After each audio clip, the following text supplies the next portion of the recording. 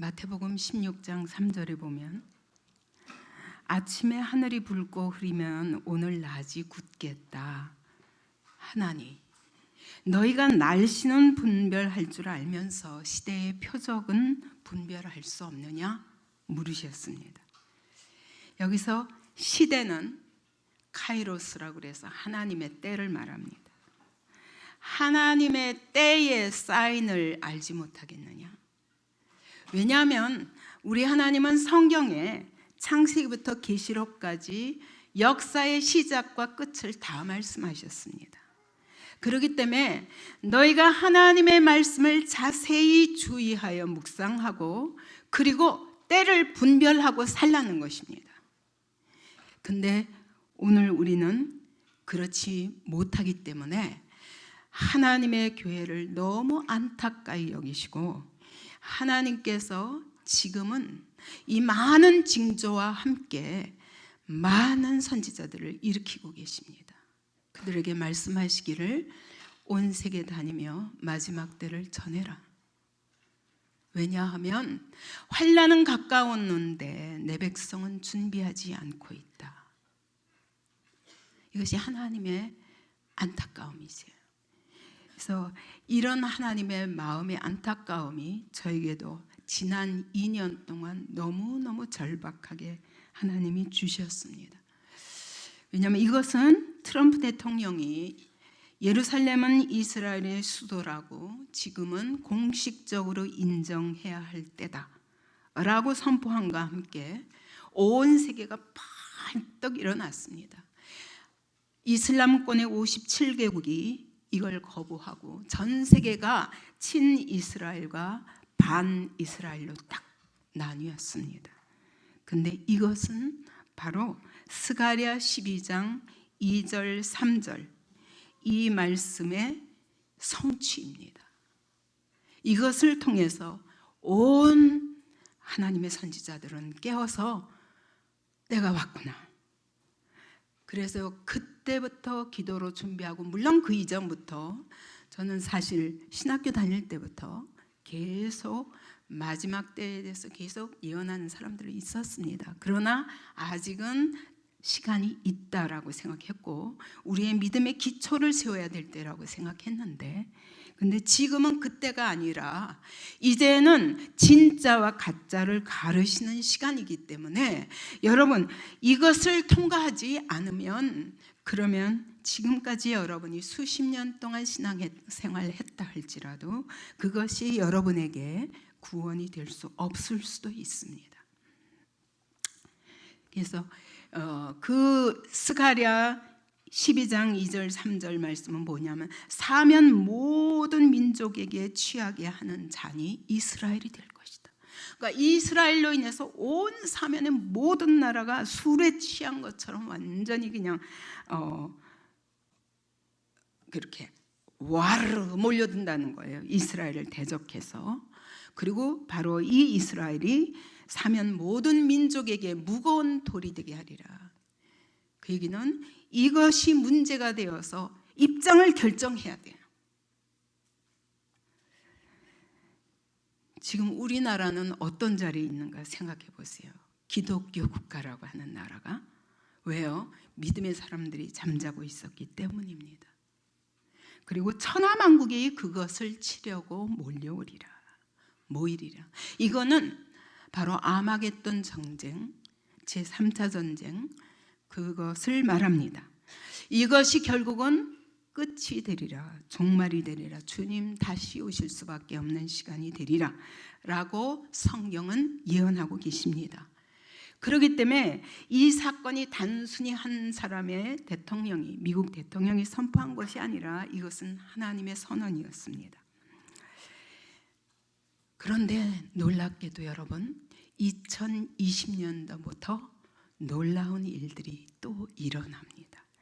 그것이 뭐냐면 지난 9월 6일 날 세계 종교 통합 선언식이 2020년 6월에 있으리라.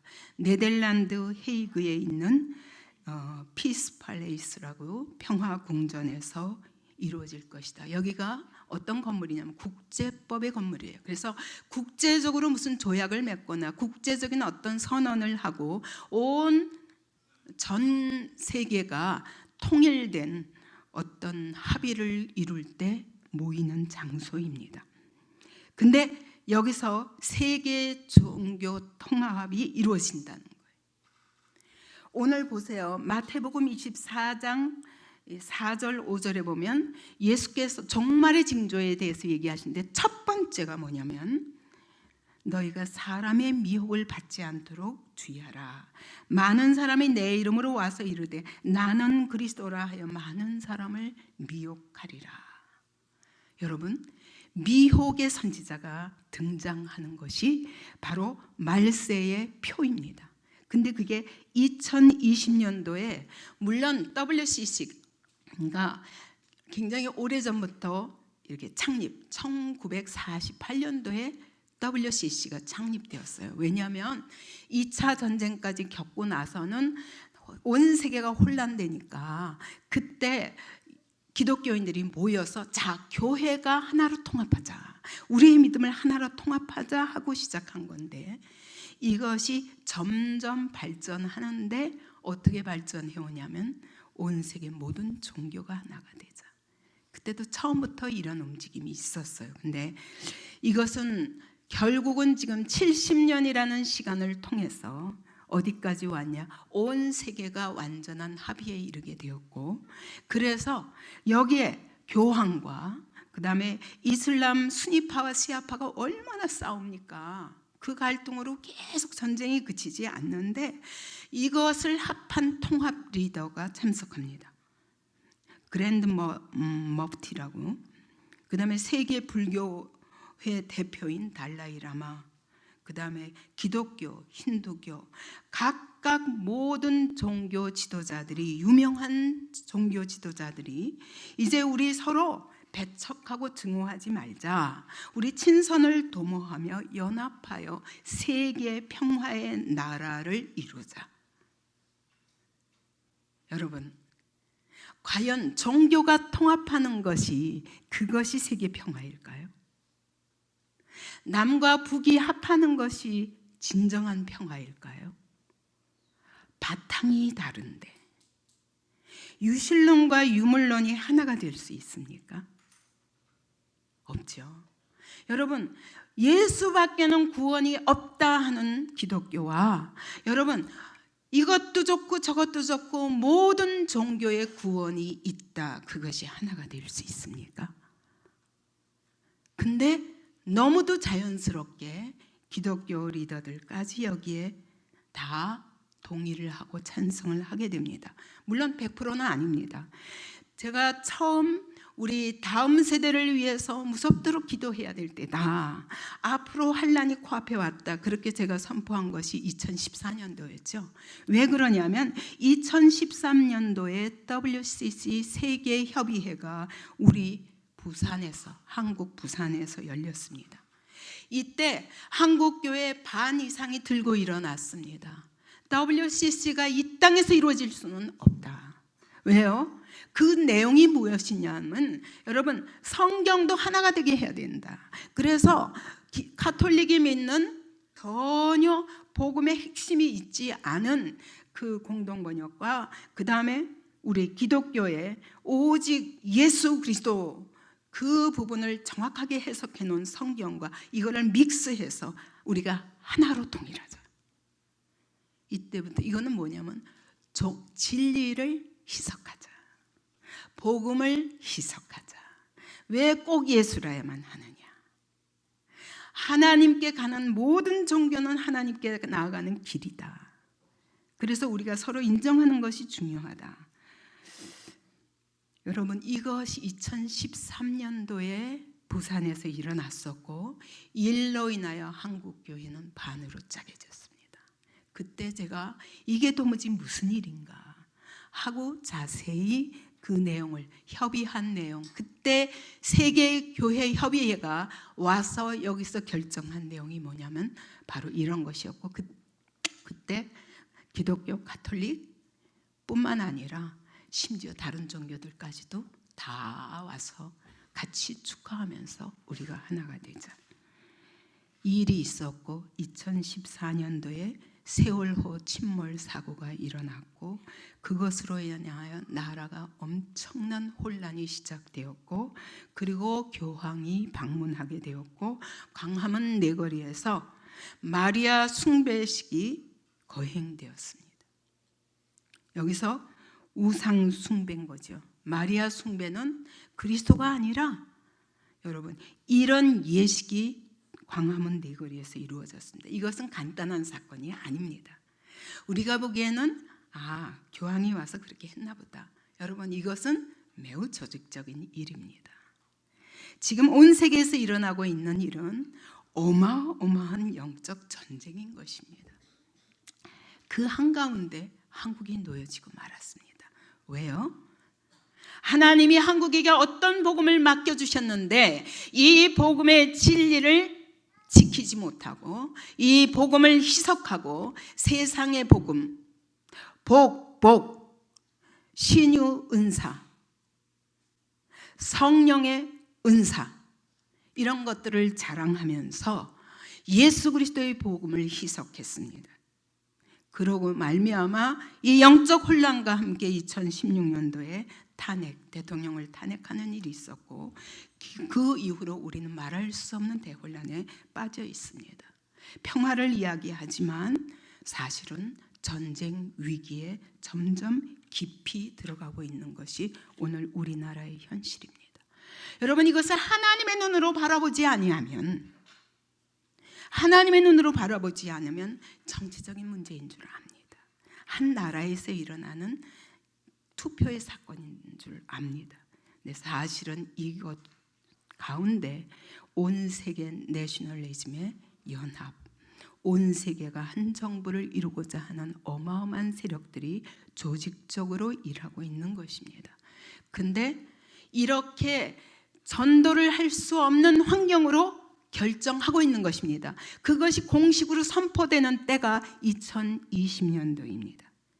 근데 그것만 아니라 또 많은 하나님의 말씀을 그렇게 음성을 듣고 선포하는 그런 마지막 때를 위하여 선언하고 계신 많은 분들이 적그리스도의 등장도 동시로 봅니다. 이것은 바로 계시록 13장에 나오는 바다에서 나오는 한 짐승과 땅에서 나오는 한 짐승이 그래서 이 거짓 선지자가 적그리스도의 권세를 주면서 정치적인 권세, 종교적인 권세로 그들을 인쳐주면서 경제적인 능력과 보좌와 권세들을 주면서 모든 땅의 사람들이 이 짐승에게 절하도록 하는 일에 앞장서게 되는 거예요. 그리고 결국은 16장 말기에 무슨 얘기가 나오냐면 666표를 받는 사건이 일어날 것이다. 근데 놀랍게도 2020년도에 동시에 베리칩이 온 세계 공용화되기를 지금 계획하고 있습니다. 이 모든 것이 동시에 일어나는 해가 2020년인 것입니다. 지금 여러분 현금 없는 사회잖아요. 벌써요. 여러분 이것이 그냥 간단하게 편리하기 위해서가 아니라 이것들을 통해서 더 깊은 영적 음모가 있는 것입니다. 여러분 창세기 3장 15절에 우리가 범죄하고 나서 하나님 뭐라고 말씀하셨습니까? 그때 내가 뱀의 후손과 여인의 후손을 가르리라 라는 것이 역사의 시작부터 끝이 될 것을 말씀하신 거예요. 그때부터 계속 가인과 아벨이 싸우죠. 그때마다 아벨은 죽임당하고 가인은 그를 죽입니다. 이런 사건이 계속 역사 속에 있어 왔어요. 그러다가 마지막에 결국 결정적으로 이것이 온 세계가 연합하여 하나님을 이 땅에서 몰아내고 예수 그리스도의 이름을 이 땅에서 몰아내고자 하는 세력의 연합이 이루어집니다. 이것이 마지막 때입니다. 이 모든 증거가 오늘 우리의 사회 속에 실제로 나타나 보여지고 있는 것입니다. 그래서 중국에서는 벌써 여러분 모든 사람들의 자기 국민의 중국은 자기 국민의 대부분의 얼굴 인식을 거의 끝내갑니다. 그래서 얼굴 인식으로만 다 이걸 할 수 있도록, 현금 결제를 할 수 있도록. 지문 결제 또 이런 것도 있죠. 나중에는 결국 이걸로도 안 돼서 이마에, 그 사람이 이마에다 베리칩을 심는다는 그런 지금 계획도 있다고 들었습니다.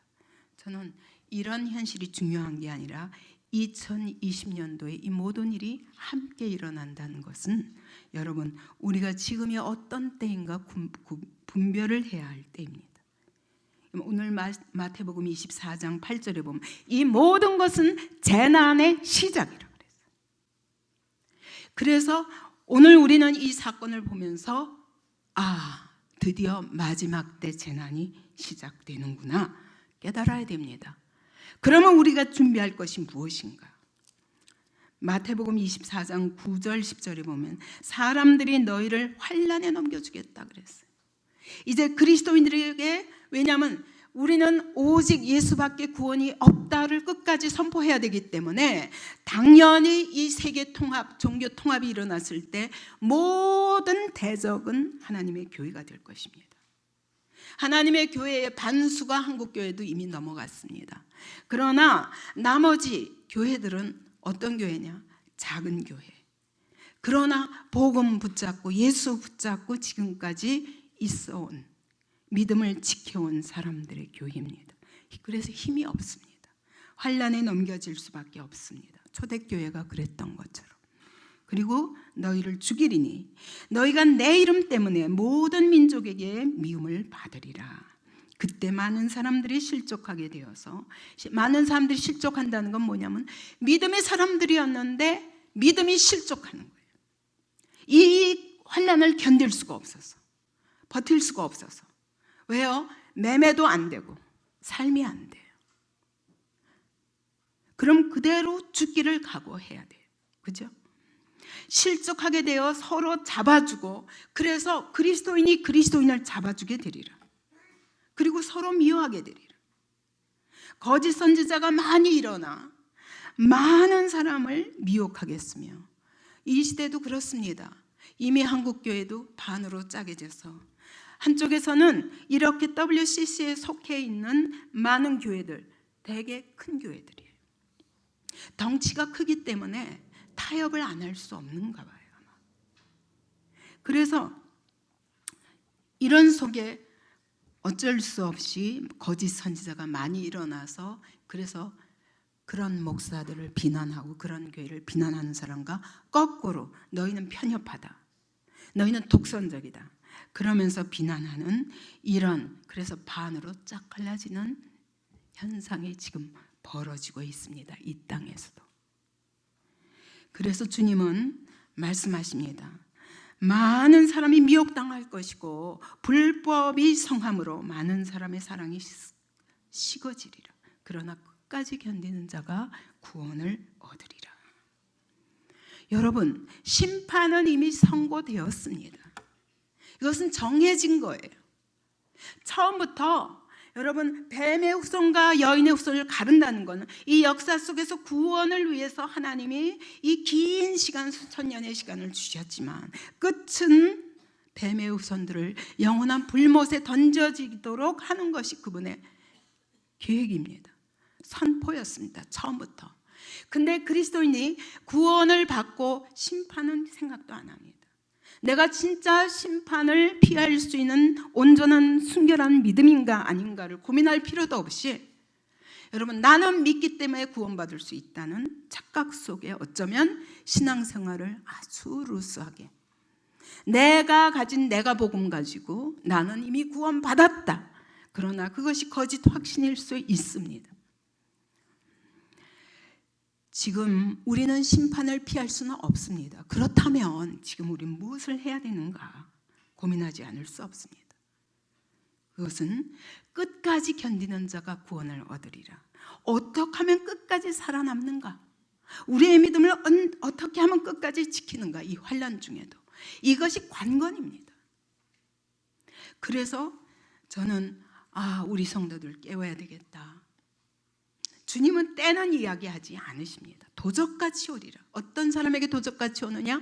준비하지 않은 사람에게는 도적같이 오리라. 그래서 너희가 덫에 걸리리라. 올무에 걸리리라. 여러분, 덫이 예고하고 오나요? 어느 날 탁 보니까 내가 이미 걸려들었어요. 근데 이거를 준비하기 위해서 여러분, 성경을 자세히 공부하면서 하나님이 우리에게 무엇을 말씀하시고 어떻게 하라고 말씀하시는지 다 있습니다. 그리고 어떤 일이 일어날 것을 미리 성경에 다 예언해 놓으셨습니다. 말씀에 귀를 기울이면 우리는 분별할 수 있습니다. 그래서 마태복음 24장 20절에 이렇게 말씀합니다. 기도해라. 기도해라. 그때가 겨울이거나 안식일이 되지 않도록. 그 얘기는 뭐냐면 여러분, 겨울이면 얼마나 힘들겠어요. 그러니까 내 몸이 가벼울 수 있도록 여름에 이런 혼란이 일어나도 도망가야 되는데 여러분, 무거운 거 가지고 너무너무 힘들죠.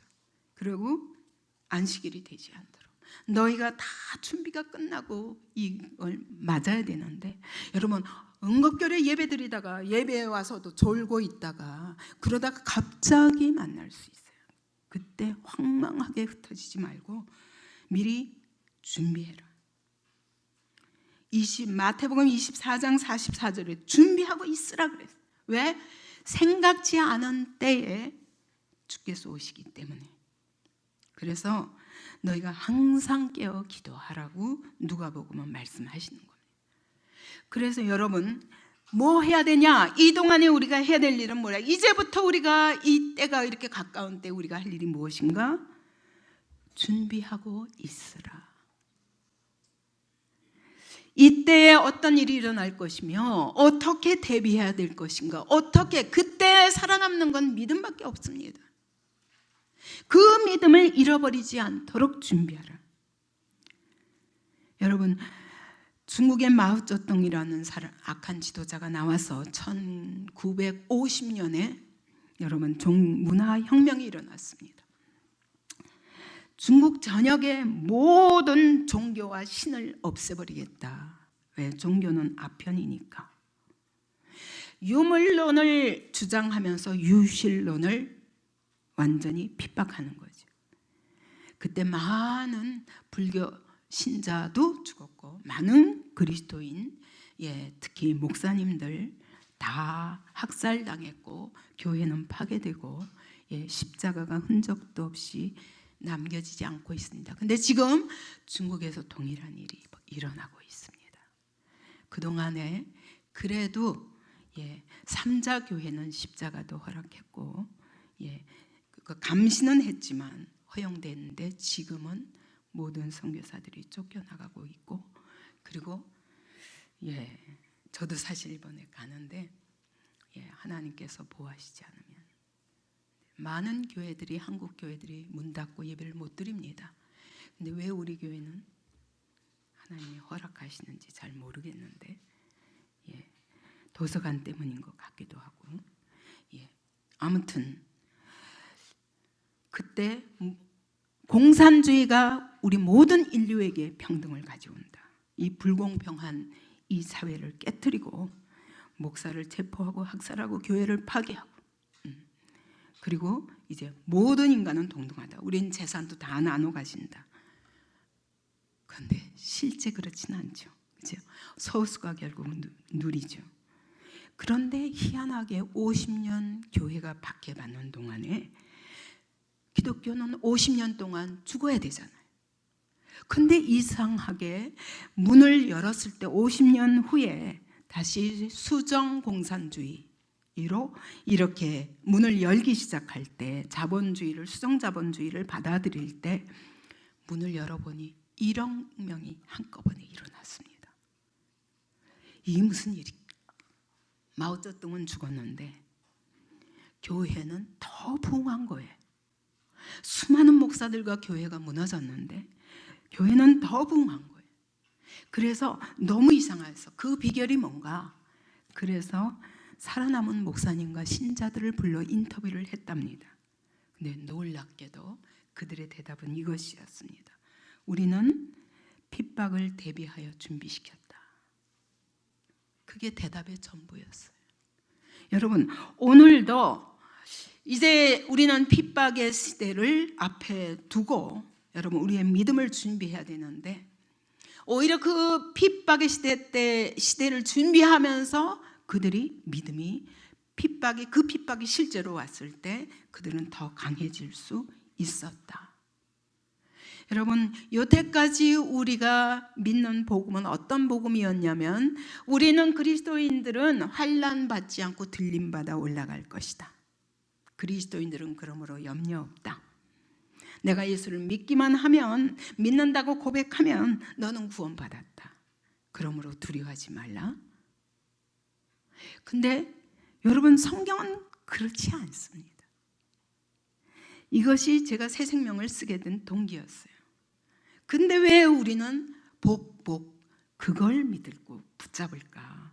그래서 인격과 삶이 전혀 뒷받침하지 않는 믿음으로 말미암아 세상의 많은 사람들의 조롱거리가 그리스도인이 되고 또 교회가 되게 하면서, 그러면서 어째서 이런 믿음으로 구원받았다고 확신하게 되는가?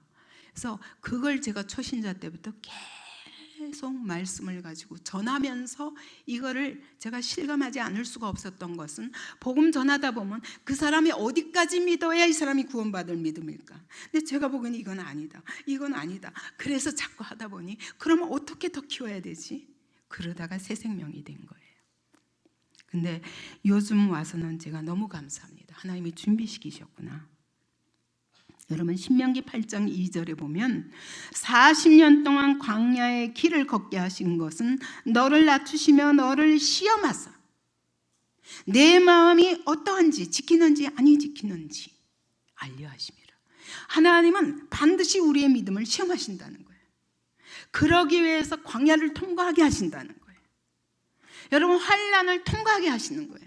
여러분이 이 땅에서 번영하고 형통하고 성공하는 것이 축복 같지만, 여러분, 그것은 마지막 때에 구원받지 못한 믿음으로 여러분을 타락시키는 길이 될 것입니다. 오히려 환난이 축복입니다. 그래서 다윗이 그 환난 속에서 그 하나님의 나라를 세울 수 있는 왕으로 준비된 거예요.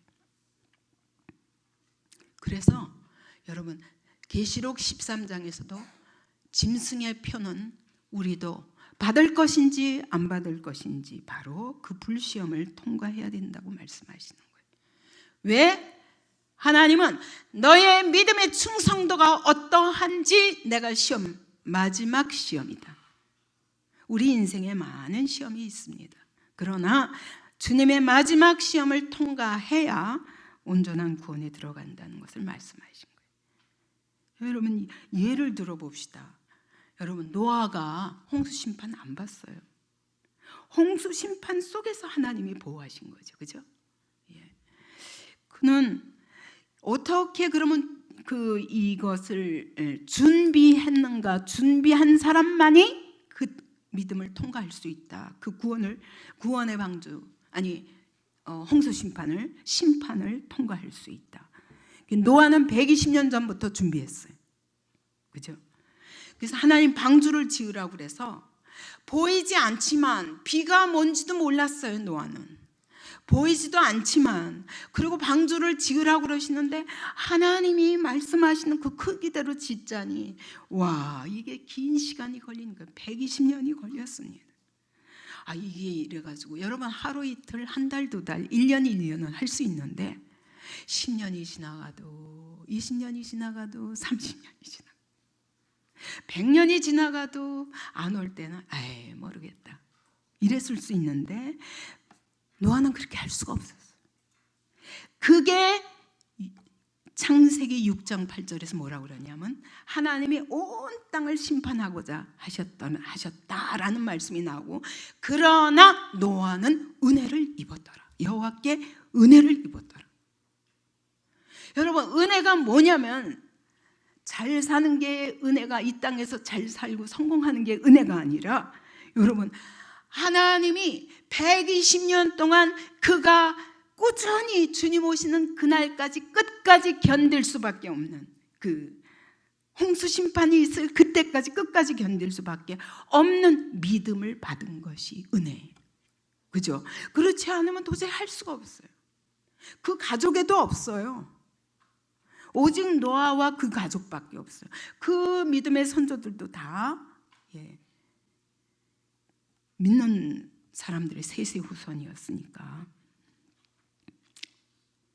근데 그는 끝까지 믿음으로 견뎠어요. 끝까지 순종했어요. 이게 바로 노아의 은혜라고 말씀합니다.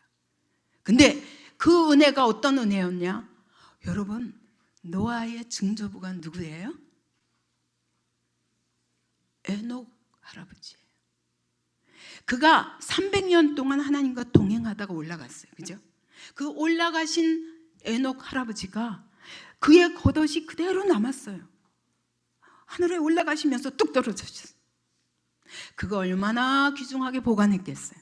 우리도 승천하리라. 우리도 하늘에 들림 받으라. 올라가리라. 그 아들이 왜 노아가 그렇게, 아니, 노아의 증조부인 에녹이 어떻게 300년 동안이나 변함없이 승천할 때까지 하나님과 동행할 수 있었나? 그 아들 때문이었어요. 아들의 이름을 무드셀라라 하라. 근데 그 아들의 이름이 뭐냐? 그 뜻이 네가 죽으면 심판이 온다예요. 그래서 그의 이름은 내가 죽으면 심판이 온다. 그냥 이 사람은 걸어다니는 증인인 거예요. 그러니까 그는 969년 동안 심판을 선언했다고요. 자기 삶을 통해서 계속 증언하면서 그런 증조부 에녹 할아버지의 그 승천과 또 그 아들 할아버지의 그 무릎에서 자랐는데 노아가 600세 될 때까지 살았거든요. 홍수 심판 직전에 그가 죽었거든요. 그러니까 그는 600년 동안 그 할아버지 무릎에서 자랐고 할아버지를 보면서 그는 심판을 뼈저리게 느끼지 않을 수 없었어요. 여러분, 오늘 여러분이 이 복음을 들을 수 있는 것이 여호와께 받은 은총입니다. 여러분이 이 메시지가 여러분의 메시지가 되고 내가 이걸 분명히 붙잡아야 여러분이 끝까지 견디는 믿음을 얻을 기회가 되고 준비하는 기회가 되는 거예요. 그죠? 여러분, 이것이 하나님의 여호와께 받은 은총이라고 말씀하시는 거예요. 그는 어려서부터 말씀을 듣고 할아버지가 내가 죽으면 심판이 온다. 내가 죽으면 심판이 온다. 969세 될 때까지, 노아가 600년 될 때까지 할아버지 무릎에서부터 들었는데 600세 되어서 돌아가실 때까지 그분의 죽음을 보면서 심판이구나. 근데 노아 홍수가 일어나는, 롯도 구원받았어요. 무엇 때문에? 여러분, 소돔과 고모라가 다 동성애로 완전히 그냥 손님이 한 분, 여호와의 천사가 와도요 와르르 몰려들잖아요, 동성애자들이. 근데 그 속에서 하나님은 노아가 의로운 롯이라 그랬어요. 왜? 끝까지 동성애 문화에 흔들리지 않고 지켰어요. 그것만 가지고도 여러분 그 믿음으로 의롭다. 왜? 하나님의 약속을 믿었으니까. 하나님의 창조를 부인할 수 없어요. 근데 아내는 가다가 뒤돌아봐가지고 소금기둥이 되어서 구원받지 못했어요. 여러분, 끝까지 견뎌야 되는데, 아니 가서 뒤돌아봐도 되잖아요. 왜 중간에 뒤돌아봐요? 여러분, 오늘 우리의 신앙생활도 마찬가지입니다. 두 사이도 손을 끌고 가자고 그래도 농담으로 여겼다고 그랬어요. 오늘도 이 말씀을 여러분이 농담으로 여기면 여러분 끝까지 견딜 수 없습니다. 세례 요한 보세요. 그가 30년 동안이나 메시아가 오시리라, 나는 새하여야 되겠고 그는 흥하여야 하리라, 나는 너에게 물로 세례를 주지만 그는 성령과 불로 세례를 주리라, 이렇게 막 선포했던 사람인데 막판에 감옥에 가서 이제 헤롯의 손에 죽게 되니까 갑자기, 근데 왜 저 예수님은 가만히 있지? 메시아면 나를 여기서 건져야 되는 거 아니야? 그래서 제자를 보냈어요. 당신이 진짜 오실 메시아 맞습니까? 아니 30년 동안 자라다가 막판에 의심이 들어버리는 거예요. 왜요? 현실적인 구원을 구하다가. 여러분이 오늘 이 땅에서 좋은 직장, 돈 많이 벌고 여러분의 사업이 성공하고 여기에만 집중하는 한 여러분이 그리스도의 오심을 준비할 수 없습니다. 믿음을 준비할 수 없습니다. 믿음은 보이는 것이 아니에요. 그래서 여러분 끝까지 견딜 수 있는 믿음을 준비하십시다. 그러면 믿음의 시험이 어떻게 오는가 한번 생각해 볼까요? 여러분 역대하 봤죠? 역대하 보니까 어때요? 유다 왕들의 역사가 쭉 있는데 여러분 어때요? 이 역사를 흘러가면서 야 정말 어떻게 다윗 왕국을 그렇게 영광스럽게 세워놓고 어떻게 그 솔로몬 성전을 그 아름답게 지어놓고 저렇게 계속 실패할 수 있을까? 또 개혁을 하되 끝까지 하지 않고 적당히 하다가 또 산당 짓고 또 산당 짓고 또 무너지고 이러면서 결국 멸망을 향하여 가는 남유다의 모습을 볼 수 있습니다. 북이스라엘은 이미 멸망했고 그들이 어떻게 타락해서 마치 그거나 똑같아요. 오늘도 북이스라엘과 남유다처럼 하나님은 진짜 보이는 그런 교회와 보이지 않는 교회로 구별하고 계십니다. 그들은 보이는 나라를 흥왕하게 하기 위해서 여러분 방법을 선택했는데 그게 우상 숭배도 손잡고 보이는 평화 그걸 위해서 아합과도 손잡고 다른 나라 아수르와도 손잡고 아람과도 손잡고 이러다가 다 망하는 얘기잖아요. 그렇죠? 근데 끝까지 그것을 개혁하기 위해서 애쓸 때마다 하나님은 다시 한번 회복시키지만 그러나 그것이 점점 힘이 없어져요. 워낙 이스라엘 남유다도 모든 사람들이 우상숭배에 쩔어버린 거예요. 수백 년 동안에. 여러분 마찬가지입니다. 이 이스라엘이 포로로 잡혀갈 때 바벨론 포로로 잡혀갈 때도 하루 이틀에 그런 거 아니에요.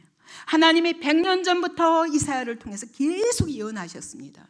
너희가 돌아와라. 지금이라도 돌아와라. 내가 새 일을 행하리라. 끊임없이 말씀하셔도 안 믿고 100년 동안 거슬리다가 하나님이 너무너무 안타까우니까 눈물의 선지자 예레미야를 세워가지고 예레미야를 통해서 눈물을 흘리며 탄식하며 이제는 하나님이 심판을 선고하셨다. 우리는 바벨론 포로로 잡혀가야 된다. 그리고 마지막 바벨론 포로로 잡혀갈 때까지 수십 년 동안 외쳤어요. 그러나 오히려 예레미야를 잡아 죽이려고 했지. 왜 그러냐? 여기가 예루살렘 성전인데 평안하지. 평화. 거짓 평화에 속아서 여러분 하나님의 심판을 지금 심판의 때라는 걸 인정할 수가 없었어요. 왜? 우리가 제사 다 드리고 있잖아. 여러분 오늘 예배 주일날 내가 잘 지키잖아. 그리고 어쨌든 예배마다 앉아 있다고. 내가 비록 온전히 회개하고 말씀을 100% 받지 못한다 할지라도 그건 통과되지 않습니다. 그런 믿음으로는 우리가 환난의 때를 결단코 준비할 수 없습니다. 다니엘과 세 소녀는 10대 어린 나이에서 아까 우리 9살 아기들의 고백 봤죠. 그런 믿음이 진짜 믿음이잖아요. 여러분 이 다니엘과 세 소년도 10대였다고요. 10대 중반으로 보거든요. 그들은 환난이 불가피하다는 것을 인식했어요. 그래서 환난을 당하기로 결정했어요. 그래서 금신상에게 절하든지 7배나 뜨거운 풀무불에 들어가든지 선택해야 할 기회를 만났을 때 그들은 말했습니다. 우리 주님이 우리를 구원하실 것이다. 그러나 구원하지 아니하실지라도 우리는 절대로 금신상에게 절하지 않겠다. 딱 결단했어요. 여러분 666을 받든지 아니면 안 받든지 네가 선택해라 하는 순간이 올 것입니다. 여러분이 순결한 믿음을 지키든지 아니면 타협하든지 여러분이 선택할 수밖에 없는 상황이 올 때 여러분은 어떻게 하시겠습니까? 주님 제 마음 아시잖아요. 저 마음은 안 그래요. 그런데 하나님, 제가 육신이 약해가지고요, 정말 이걸 할 수 없어서 그렇지 제 몸만 엎드리는 거지 마음은 아니에요. 그렇기 때문에 주님 알아주시죠? 아시죠? 저 인정해 주세요. 그리고 절 한다면 그것이 주님께 통과되냐? 아닌 거예요. 여기에 우리의 선택이 달려 있습니다. 주님은 내가 너를 도무지 알지 못하나 불법을 행하는 자들아 내게서 떠나가라. 우리는 이렇게 말하면 육신이 연약해서 그래요. 육신이 연약해서. 이거는 여러분 죄를 버리지 않겠다는 고집입니다. 주님은 안 속으십니다. 왜 그러냐면 여러분 로마서 8장 10절에 그리스도께서 너희 안에 계시면 몸은 죄로 말미암아 죽은 것이나 영은 그의 의로 말미암아 살아있는 것이다. 너 몸은 죽은 거야. 그러니까 몸으로 살지 말고 영으로 살아. 그래서 무릇 하나님의 영으로 인도함을 받는 자가 곧 하나님의 아들이라 그랬어요. 그러니까 우리 다 똑같아요. 여러분 저도 육신은 약합니다. 그러나 내가 몸으로 사느냐 영으로 사느냐는 내가 선택해야 돼.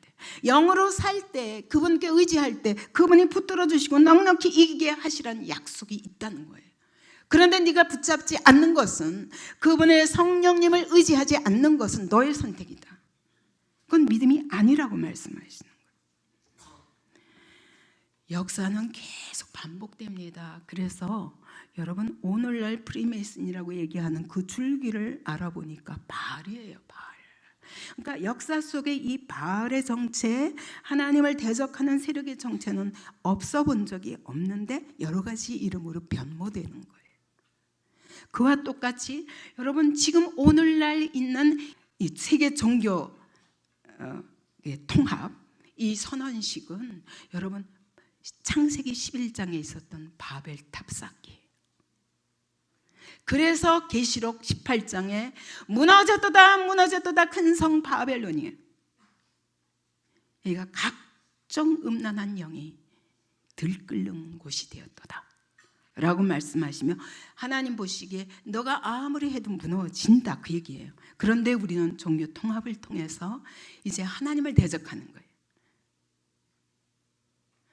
모든 길이 다 구원의 길이야. 예수님은 내가 곧 길이요 진리요 생명이 나로 말미암증은 아버지께로 올 자가 없다.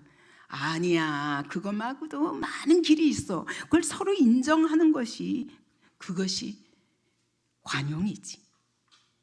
우리는 관용을 사랑하고 서로 사랑해서 하나 되기를 원한다. 우리는 우리의 모든 평화의 왕국을 이 땅에 세우기를 원한다. 이거예요.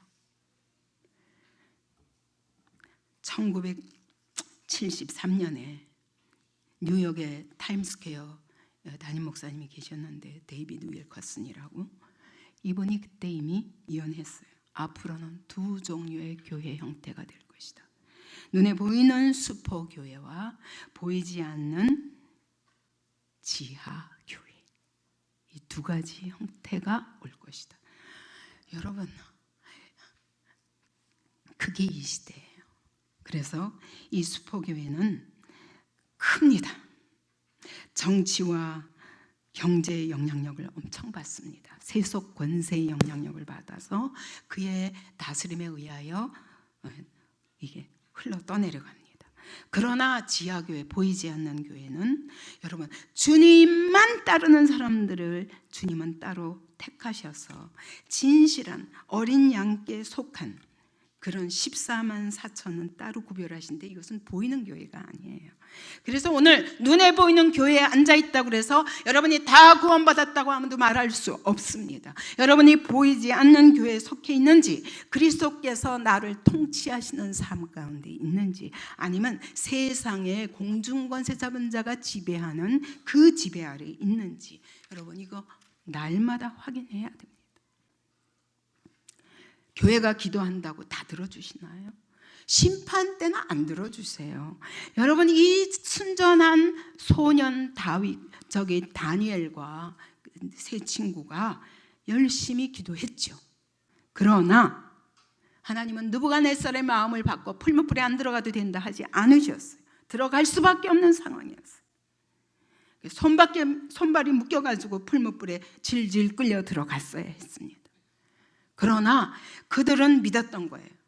그러는 중에도 하나님은 구원하지 아니하실지라도 우리는 절하지 않겠다. 왜? 그분은 우리를 책임지시는 분이시니까. 환난 중에도 그분은 우리와 함께 하신다 믿었어요. 그리고 들어갔어요. 들어갔더니 진짜 네 번째 사람이 그들과 함께 하셨어요.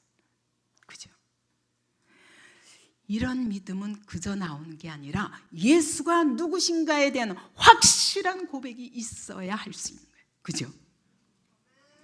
그래서 여러분, 예수 그리스도를 똑바로 알기 위해서 여러분에게 새 생명도 필요한 거예요. 예수 그리스도를 똑바로 알려면 내가 본질적인 죄인이라서 나에게는 구원이 없다, 어떤 인간에게도 구원이 없다, 오직 예수 그리스도의 피를 의지하고 그분의 생명을 받아야 구원받을 수 있다는 것이 확실한 사람이라 되는 거예요. 근데 어떻게 그 소년들을 하나님 보호하셨을까? 출애굽기 27장에 보면요, 제단이잖아요. 제단에 이렇게 짐승 갖다 태우잖아요. 그러니까 사실 이들은 제단에 지금 바쳐진 거예요. 그들의 몸을 바쳤어요. 근데 제단을 어떻게 만들었냐? 조각목에다가 놋을 입혔어. 근데 이 놋이요 100% 방화성이래요. 그래서 제단에 짐승 갖다 놓고 태우는데 하루에 보통 평균 3,000마리를 태워야 돼요. 이스라엘 백성들의 그 죄 때문에. 그런데 3,000마리를 태우는데 이게 안 녹아요? 그게 나무인데 그 속이. 근데 놋 때문에 100% 방화가 되는 거예요. 이거는 소방서에서 실제로 검사했더니 100% 방화가 되는 거예요. 여러분, 이와 같이 우리의 믿음만이 우리를 이런 환난의 불 가운데서 보호할 수 있습니다. 방화성이. 모든 환난에서 이길 수 있는, 이거는요 모든 순교자들이 그 환난 중에 찬양하면서 주님 품에 안길 수 있었던 이유예요. 어떤 사람도 육체가 고통스러운데 웃으면서 찬양하기 어렵죠. 그러나 그럴 수 있는 힘이 그리스도로부터 나오는 거예요. 왜요? 그 심판을 그리스도께서 받으셨기 때문에. 놋은 또다시 저주를 의미하거든요. 예수께서 저주받으셨기 때문에 우리를 보호하시는 거예요. 그가 받은, 십자가에서 받은 저주가. 예수님도 심판을 피할 수 없었어요. 그분은 무죄하지만 우리의 죄를 그분이 다 뒤집어 쓰셨기 때문에 반드시 죄인들의 죄를 감당하셔야만 했습니다. 얼마나 두려우신지. 바로 건너편의 겟세마네 동산에서 이제 여기서 조금만 내려가면 예루살렘 성문으로 해서 십자가에 못 박히러 들어가셔야 되는데 얼마나 두려우신지. 아버지여, 할 수만 있거든 이 잔을 내게서 피하게 하옵소서. 그러나 내 원대로 마옵시고 아버지의 원대로 하옵소서. 바로 그것 때문에 그가 통과할 수 있었어요. 그죠? 그분도 육체시기 때문에 하나님의 아들이라도 육체는 고통스러운 거예요. 그러나 하나님이 그 가운데서도 보호하사 결국은 임종하시면서 아버지여, 내 영혼을 아버지 손에 부탁하나이다. 이 세상이 다 흔들려도 우리가 진동하지 못할, 나를 진동케 할 수 없는 믿음으로 무장하지 않으면 그때를 견딜 수 없습니다. 우리는 하나님의 진노도 받을 수 없고 바꿀 수 없고 심판도 바꿀 수 없습니다. 그렇다면 이제 결론 내야 됩니다. 어떻게 준비할 것인가? 자, 누가복음 21장 36절 다 같이 읽죠. 시작. 이러므로 너희는 장차 올 이 모든 일을 능히 피하고 인자 앞에 서도록 항상 기도하며 깨어 있으라. 여러분, 항상 기도하며 깨어 있으라. 이게 현재형이에요. 한순간도 빠짐없이 깨어 있으라. 지속적으로 견고하게 믿음을 쌓아가라. 심판이 쏟아지기 전에 심판을 대비할 믿음을 준비하라. 하나님의 교회가 무너지고 모든 예배가 차단되고 목사들은 다 잡혀가고 그래서 없고 성경도 불태워지고, 여러분 그럴 때 인터넷 방송 다 끊긴 것입니다. 그때 여러분 누가 당신을 도울 수 있습니까? 나 외에는 나의 믿음을 책임질 자가 없습니다. 그러므로 여러분, 누구를 통하지 말고, 목사를 통하지 말고, 그래서 저희 목표는 우리 성도들 다 누구든지 이 자리에서 설교할 수 있었으면 좋겠어요. 혹시 목사가 아파도 여러분이 어디다 갖다 놓든지 여러분 예수의 증인 될 때 그때 살리는 역사가 일어나요. 여러분이 다 그런 증인으로 쓰임받기 원합니다. 그러려면 지금 날마다 스스로 여러분 지성소에 들어가야 돼. 성소를 거치면 성소에서 진설병상에서 떡을 먹어야 됩니다. 날마다 말씀 묵상하세요. 향단에서 기도해야 됩니다. 혼자 기도하는 게 내 생각을 기도하는 게 아니라 일곱 촛대 성령을 의지하여 기도해야 됩니다. 그러면서 지성소에 들어가는 거예요. 예수 그리스도의 이름을 힘입고 들어가서 하나님의 성령의 음성을 듣고 그리고 마귀를 대적하는 믿음을 준비해야 됩니다. 여러분의 삶에서 모든 환난 다 통과해야 됩니다. 그래야 그때 마지막 때도 준비해야죠. 자, 마지막으로 결론을 내겠습니다. 스바냐서 2장 3절 시작. 여호와의 규례를 지키는 세상의 모든 겸손한 자들아, 너희는 여호와를 찾으며 공의와 겸손을 구하라.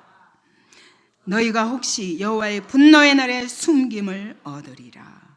여러분, 하나님을 찾으세요. 이 찾는다는 건 뭐냐? 1대1로 만나야 돼요. 목사가 전하는 말씀 보고 그렇지 동의하는 건 믿음이 아닙니다. 여러분이 그분을 만나야 돼요. 여러분이 그분의 음성을 듣기 바랍니다. 여러분이 그분의 사랑을 확신하시기 바랍니다. 어떤 환난 속에서도 나와 함께 하시는 하나님이 나의 하나님이라는 걸 확신하기 바랍니다. 두 번째로는 공의를 구하라. 공의가 뭡니까? 먼저 그의 나라와 그의 의를 구하라. 그러면 이 모든 것을 더하시리라. 하나님의 뜻, 하나님의 나라, 여기에 순종하는 삶을 살라는 거예요. 겸손을 구하라. 겸손은 뭐예요? 하나님의 원칙대로 사는 거예요. 아유, 왜 그렇게 해야 돼요? 없어요. 그분이 그렇게 살려면 그렇게 사는 거예요. 왜? 그것이 나에게 생명이기 때문이에요. 그것이 나에게 복이기 때문입니다. 그렇게 할 때 하나님은 진리대로 심판하시는 분이기 때문에 너희는 심판을 넉넉히 이길 수 있다. 여호와의 분노의 날에 숨김을 얻는 자가 복이 있다. 그래서 마태복음 5장부터 7장까지 심령이 가난한 자가 복이 있나니, 애통하는 자가 복이 있나니, 마음이 온유한 자가 복이 있나니, 긍휼히 여기는 자가 복이 있나니, 오히려 나중에는 예수의 이름으로 핍박을 받는 자가 복이 있나니. 아, 그게 무슨 복입니까? 오직 예수로 무장된 사람만이 그렇게 살 수 있는 거예요. 그럴 때 하나님은 그날에 내가 노수로 너를 둘러리라. 스가랴 2장 5절에 보면 내가 불로 둘러싼 성곽이 되어주리라. 여러분, 풀무불에 들어갔는데 불로 딱, 하나님의 불로 딱 쏴버리면 불은 불을 이깁니다. 불은 불을 막습니다. 그래서 여러분, 이쪽에서 산불이 나면 이쪽에서 맞불 놓으면 꺼져요. 하나님이 불을 이기게 하는 방법은 하나님의 불로 나를 덮어주시는 거예요. 이런 일이 일어나게 되리라. 그것이 스가랴 2장 5절의 약속이에요. 그 가운데서 영광이 되리라. 그래서 네가 물속에 들어갈지라도 물이 너를 침몰하지 못할 것이며 내가 불 속에 들어갈지라도 불이 너를 타지도 못하고 사르지도 못하리라.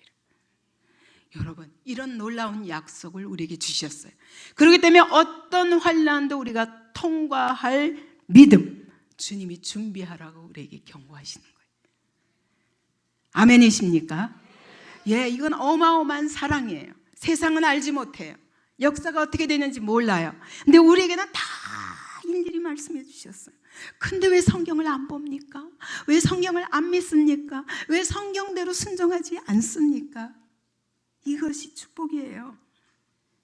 우리가 오늘 믿음을 준비하면 어떤 환난도 우리 믿음으로 넉넉히 견디고 이기게 하실 것입니다.